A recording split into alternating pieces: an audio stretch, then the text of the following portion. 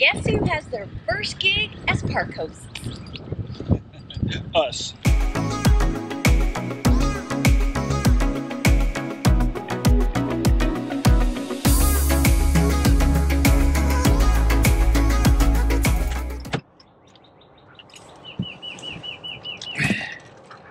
All right, it's 7:15 in the morning. We've got to go around the park and check and see what sites are available so that I could turn this report in first thing. We probably had some no-shows that didn't come in last night.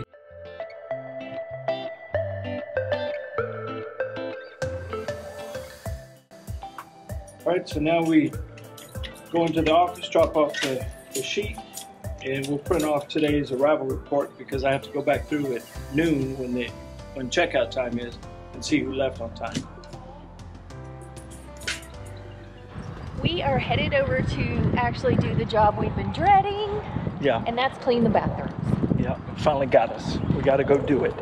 So not every park host job will include the bathrooms, but this one does, so we're making the best of it. We've been putting it off long enough. So we decided, yeah, let's just dive in. Well, not dive into cleaning the bathroom, but just get it over with. Wish us luck.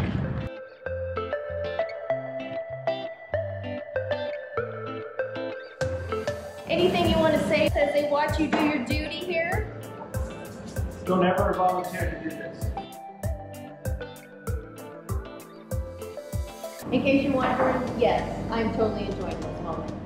It's the second drive around of the day. So we've got 4 RVers that were supposed to have left by noon, so we're going to go and double check that and turn in the noon report and see who's left and who hasn't.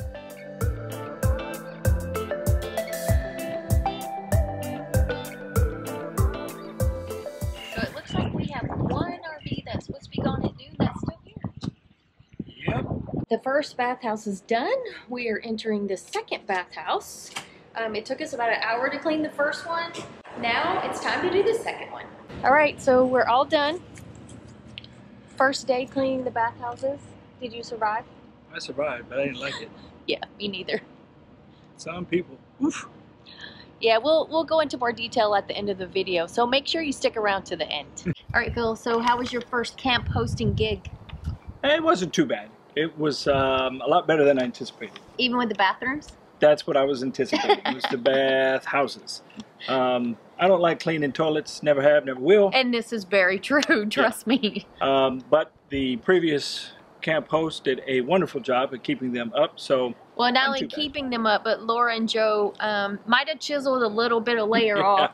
Yeah, a lot of layer from what they say. So they worked really hard. So when we came along to take over for them, it really helped us out a lot. It did. I mean, I'm not a stranger to a mop and a scrub brush and cleaning agents, so it wasn't too far out of my wheelhouse. But I don't like doing it on the regular. No. Okay.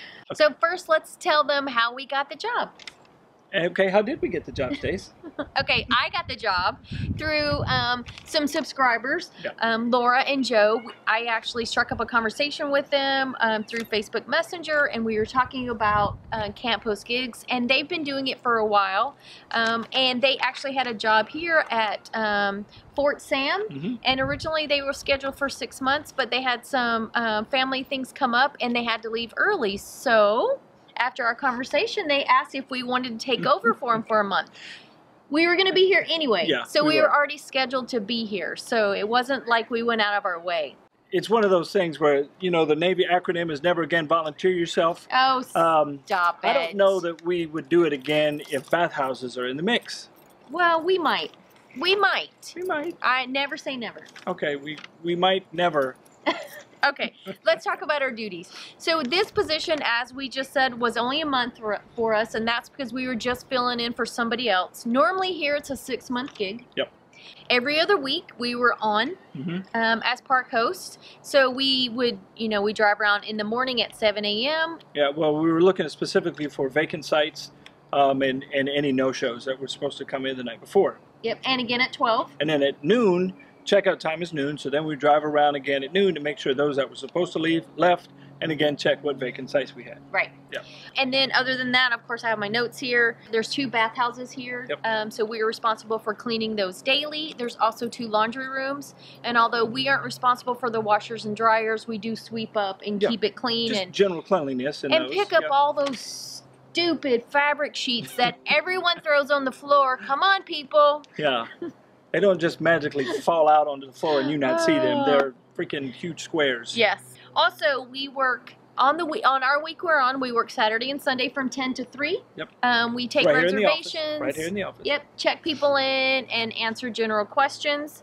Pretty easy on the surface. I mean, we're just giving them kind of the park paperwork, do's and don'ts, checkout time, a map of the park, map of the base, things like that. Yep. And then we're on duty for our week when the staff leaves the office, the full-time staff, so that starts at 5. So if anybody has any problems or questions, they'll come to us. And no one has. No, knock on wood. We've so had a very quiet evening every night this week. Yep. And here it's every other week. So we're a week on, a week off. And for that, we did not get paid, but our stay here was free. Yeah, which kind of makes cleaning the toilets bearable. Kinda. Kinda. Kinda. Let's talk about some considerations if you are thinking about being park hosts.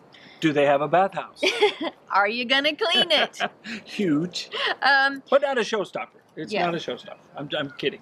Camp hosting, of course, we know is usually a seasonal job, and it can be a little more work than you expect. So make sure that you are not only capable of doing what they ask of you, but you're willing. So some of the things that can involve, as we said, is cleaning bathrooms, lawn maintenance, picking up trash, just cleaning the campground. You may be on call 24/7 like we are, and you may even need to do some problem solvings for the customer coming in. Yeah, and thankfully we haven't had to do any of that. And if you're not good on computers, you know, some will require you to do some work on computers as far as the program they have for booking. Right. So be aware of that. So just make sure you know going into it what's expected of you so you guys are both on the same page. Yeah. Don't be afraid to ask a ton of questions before you accept the job. I wouldn't sign up to do any kind of landscaping or whatnot just because I know what my limitations are. So you really have to dig into the weeds and ask those questions and go from there. And with that being said, just be aware not all park owners are equal. So even though they may not divulge everything, their expectations sometimes are unrealistic. They might want you to work 80, 90 hours a week. There are a lot of horror stories out there. So just make sure that you know everything involved and be prepared in case things don't work out. And if you have the opportunity and you know who the camp host is or if they're willing to talk to you, I would pick their brain. Because you're going to get more of the down and dirty from them because they're the ones doing the job by the person who's sitting and answering the phone. So just a little food for thought. Yes, that's a good idea. Now there are a ton of resources out there for you, and I'm going to put them all below in the description. Places like workcamper.com, workingcouples.com, work-camping.com, and then wanted ads on Work on Wheels. So those are all great resources, and again, I'll put the links below. Now, the tips for actually landing a job. The biggest thing is apply early. Do your homework early, especially if you want the really cool jobs at national parks, because people apply for those 1 and 2 years out. So the best jobs are probably already taken. So just be aware of that. And once people get hired, they get rehired over and over and over. So the trick really is initially getting your foot in the door. So when you're applying for these jobs, make sure you're flexible because you may not get your first or even second choice. Like this flexible? No. Not like that flexible. I don't know what he's doing. So, and apply it to a lot of different places. Again, like we said, there's national parks, state parks, the Army Corps of Engineer. Did I say it right? Absolutely. I always say that wrong. Bang! First time, I mean, there's a ton of places you can apply. Look around and decide what area you want to go to. Map out the location because, you know, some will be out in the middle of nowhere. Others will be near a big city. So decide where you want to go before you apply. Another thing, too, is if you find a location that you are interested in working at and you're kind of on the fence and you happen to be in that area, do a drive-by. Go by and talk to those folks. And talk to the park host, too. And get real eyes on the park itself. Yeah. And see if it's something that you wouldn't mind hanging out there for 6 months. All right, so jobs usually are seasonal, like we said, and can be anywhere from 3 months to 12 months. So make sure you ask that question up front and be realistic. If you know you don't want to be stationary for 12 months, just keep going. There are other opportunities out there. 6 months. True. Yeah. A month was good for us. Yeah.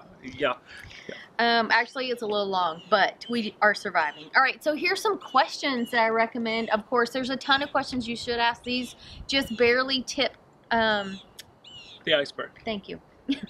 All right, will Gotcha. you get full hookups? You know, what kind of hookups? Is it 50 or 30 amp? Are pets allowed? If you have pets, it's an important question to ask.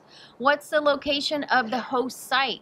You know, are they sticking you off in an area that always gets flooded? Are you in full sun? Or do you have solar and you're going to have complete shade? So those are questions that you might want to ask. Are you going to be next to the bathhouse and the laundry room where the doors are constantly being slammed? Good things to know. How many hours per week or days per week are they going to require you to work? Good So point. if they're requiring you to work full time, then you might want to consider ensuring that that's also a paid position, not just a free spot to park your rig in. A lot of places you'll work a couple days a week and then have 4 to 6 days off, and you're usually rotating with other park hosts. So make sure you know exactly what's expected of you. The whole point in RVing for most of us is to be able to get out there and explore. And if you're working 40 plus hours a week, you're going to have a lot less time to explore. Yeah, and at 6 months at a clip might slow you down a little too much. Yeah. And I always recommend a contract. Of course, we didn't get a contract here because we just kind of slid in. Yeah, don't do what we say. If you are going to be somewhere for 6 months to a year, I would get the expectations in writing. So that way everyone is clear on what the needs are going to be. Yeah, definite good call there. All right, so the real question is, are you going to do it again? I'll probably do it again. Well, of course he's doing it again because I already have something set up. This is true. This is So true. we will be hosting again for the whole month of October. We're going to be in North Carolina, and I'm super excited about that because I'm hoping we'll be in the mountains with the leaves changing, and Finally. I'm really excited about that. Yeah, and this park gig location seems pretty cool. We're going to be finally in the mountain, and just from what our research that we've done on the park itself, it looks like it's fairly nice. And nice. Yeah. And the best part is, Free dinner? no Oh no. bathrooms. Oh yeah, no bathroom. No bathrooms. We don't have to clean bathrooms. So I'm really excited about that because here's the downfall to bathrooms. Not everyone polices themselves as they should. Or their kids, as they should. So if everyone cleaned up after themselves, then it wouldn't be so much of a problem. Imagine I know, that. right? Shocker. Yeah. That's it for this video. As we learn more, we will share more. Our Yeah. first gig, I think, went pretty good. Yeah, yeah, it was. And I make light of the bathrooms. I'm just not a fan of cleaning them. But if that's what it takes to do the job, then I'm in. I got rubber gloves. It wasn't too awful. It wasn't Yeah. too awful. And, you know, as far as how long we'll stay in one place, a month, that will be it for us. There's no way I could possibly stay longer than a month because I would go totally stir crazy. Yeah, absolutely. So if you've done a park hosting gig or a work campers gig or something like that, leave the comments down below and share your experiences with us so that we can learn and grow as well. Yeah, for sure. And thanks for watching. As always, we appreciate you guys for hanging out with us. You just don't know how much we appreciate you. Yes, and make sure you hit that sub button right below. And then once you hit the notification bell, stick around for more bloopers. Well, hopefully there's not any. Why are we gotta screw up every time? It's in our nature. It totally is. All It's in right. our nature. Thanks for watching, and we will see you on the road. This is not the complaint department. They're over there. The complaint department's open at 2300 on Sunday. Let's talk about some... What are we going to talk about? Oh, let me rephrase that. How many hours per week or days per work? Bleh. That's not Week. coming out. How many days per week? Park host gig sounds pretty cool. Go, hurry. What was I saying? Oh.